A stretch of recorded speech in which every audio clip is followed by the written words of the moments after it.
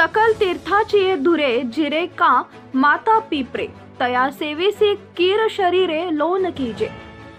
पावन पर्व काळात प्रयागराज महाकुंभात प्रत्येकानंच गेलं पाहिजे, पण ज्यांना जाणं शक्य नाही अशांनी मात्र आपल्या आई वडिलांमध्ये सर्व तीर्थ आहे त्यांचं रोज सकाळी दर्शन घ्यावे।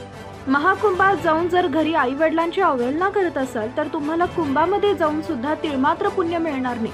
याचं उत्तम उदाहरण म्हणजे हरिभक्त परायण प्रदीप महाराज ठोंबरे हडोळीकर यांनी महाकुंभ इथं न जाता आपल्या घरीच आई वडिलांचं चरण स्नान करून मनोभावे आशीर्वाद घेतले।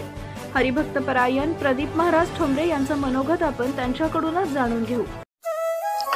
सकल तीर्थांचे धुरे जे का माता पितरे त्या शिवेशी कीर शरीरे लोन कीजे।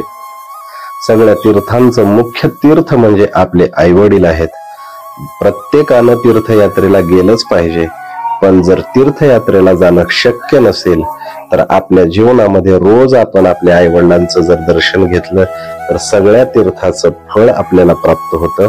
पण जर आपण सर्व तीर्थावरती गेलोत आणि आई वडिलांची अवहेलना आपल्याकडून घडत असेल तर त्या तीर्थयात्रेला गेलेलं पुण्य ते पुण्य मातीमोल किमतीचं असेल।